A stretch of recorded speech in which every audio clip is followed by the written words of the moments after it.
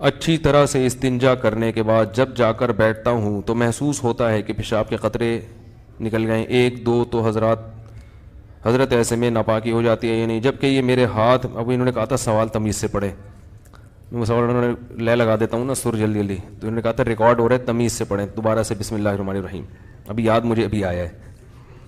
اچھی طرح سے استنجا کرنے کے بعد جب جا کر بیٹھتا ہوں تو محسوس ہوتا ہے کہ پیشاب کے قطرے نکل گئے ہیں، ایک دو تو حضرت ایسے میں کو قوما تو لگا دیا کریں جہاں لگانا ہوتا ہے، حضرت ایسے میں ناپاکی ہو جاتی ہے یا نہیں؟ جبکہ یہ میرے ہاتھ میں نہیں ہے، اس سے بھی عذاب قبر ہوتا ہے؟ ہوتا تو ہاتھ میں ہی ہے بھائی۔ اچھا خیر، وہ ایک دیہاتی آدمی روڈ پہ کھڑا ہوا پیشاب کر رہا تھا، پولیس نے کہا یہاں، کسی نے آ کے کہا یہاں پولیس نہیں پکڑتی، اس نے کہا خود ہی پکڑنا پڑتا ہے۔ پولیس کیوں پکڑے گی بھائی؟ جو سمجھدار ہیں سمجھ گئے ہیں۔ اچھا وہ سمجھا کہ چلو چھوڑے۔ اچھا خیر، تو بھائی دیکھو جب پیشاب کر لیں نا، پیشاب سے فارغ ہو جائیں تو تھوڑی دیر اطمینان سے بیٹھے رہیں، ٹھیک ہے نا؟ جب اطمینان ہو جائے کہ اب مزید خطرہ نکلنا بند ہو گیا تو پانی ڈالیں اور پتلی گلی سے نکل لیں۔ دوبارہ اسٹڈی کرنے کی، مطالعہ کرنے کی چندہ ضرورت نہیں ہے، بالکل وہم ہو شک ہو اس سے وضو نہیں ٹوٹے گا، بلکہ شک دور کرنے کا جو سنت طریقہ ہے وہ یہ کہ اپنے ازار پہ تھوڑا سا پانی کی چھینٹیں مار لیں شلوار پہ، تاکہ اگر تراوٹ نظر آئے شیطان وسوسے میں ڈالے کہ یہ تو گیلا گیلا، تو آپ خود بولو بھائی یہ تو میں نے خود ترک کیا ہے، تو یہ وسوسہ دور کرنے کا اچھا طریقہ ہے۔ تو ایک دفعہ جب اطمینان ہو گیا تو اب جب تک 100% یقین نہیں ہوگا قطرہ نکلنے کا اس وقت تک وضو نہیں ٹوٹے گا۔ اتنا یقین ہو جائے کہ آپ قسم اٹھا کے کہہ سکیں کہ میرا قطرہ نکلا ہے یا ہوا خارج ہوئی ہے، قسم اٹھا کے کہہ سکیں آپ۔ بعض دفعہ وہمی لوگ ہوتے ہیں نا، میں ان سے کہتا ہوں کہ تم قسم اٹھا سکتے ہو کہ قطرہ نکلا ہے؟ کہہ رہے میں سوچ کے بتاؤں گا کہ قسم اٹھا سکتا ہوں کہ نہیں۔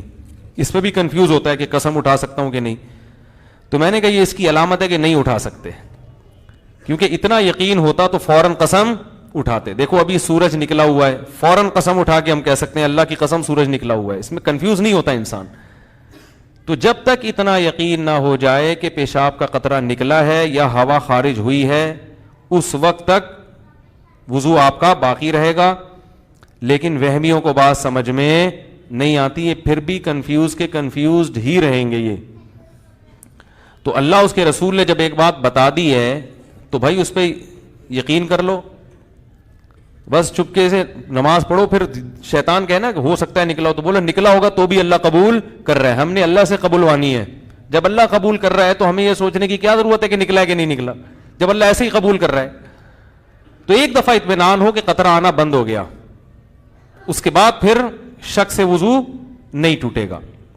ہاں بعض یہ جو نوجوان لڑکے ہیں یا کم عمر لڑکے ہیں، یہ پیشاب کرتے ہی اٹھ کے بھاگ جاتے ہیں، تو پیشاب کرنے کے کچھ وقت تک تو بہرحال تری نکلتی ہے، تو ایک دم سے بھاگ گئے تو اس سے شلوار بھی ناپاک ہوگی، وہ جگہ بھی ناپاک ہو جائے گی۔ تو اگر شلوار اتنی ناپاک ہو گئی ہے کہ جو 5 روپے کا سکہ، اس کی کیا دلیل ہے؟ لوگ اس پہ بھی اعتراض کرتے ہیں، قرآن حدیث میں کہاں لکھے کہ 5 روپے کے سکے کے برابر اگر ناپاک ہو گئی تو وہ ناپاک ہے، اس سے کم پاک ہے؟ تو یہ بھی کسی وقت بتاؤں گا انشاءاللہ۔ اس پہ میرا ایک مناظرہ بھی ہوا ہے، ایک صاحب کہہ رہے تھے اس کی کیا دلیل ہے، تو آج تک پھر وہ دوبارہ الحمدللہ انہوں نے دلیل نہیں مانگی۔ 5 کا سکہ جو چھوٹا ہو گیا، صحیح کہہ رہے ہیں بھائی، وہ پرانا والا سکہ رائج الوقت نہیں، پرانا سکہ جو ہتھیلی کی گہرائی کے برابر ہے، صحیح کیا آپ نے، اچھا ہوا لقمہ دے دیا آپ نے۔ جو پرانا والا سکہ تھا جو ہتھیلی کی گہرائی کے برابر ہوتا ہے نا وہ سکہ، تو اس سے کم اگر نجاست لگی ہو تو وہ کیا ہے، کپڑے پاک رہیں گے۔ سمجھ میں آ رہی ہے بات؟ تو فوراً پیشاب کرتے ہی اٹھ کے بھاگ جانا ٹھیک نہیں ہے۔ پیشاب کرنے کے بعد تھوڑی دیر بیٹھیں، اطمینان کر لیں کہ اب تری آنا ختم ہو گئی ہے، تو بس اٹھ کے چلے جائیں، تو اور ختم ہو جاتی ہے تھوڑی دیر میں۔ اور اگر غور فکر میں لگے رہیں گے نا وہاں بیٹھ کے تو قیامت تک ختم نہیں ہوگی، یہ بتا دوں میں۔ قیامت آ جائے گی، پولیس بلوانی پڑے گی آپ کو واش روم سے باہر نکالنے کے لیے، جو کیونکہ وہمیوں کا کوئی علاج نہیں۔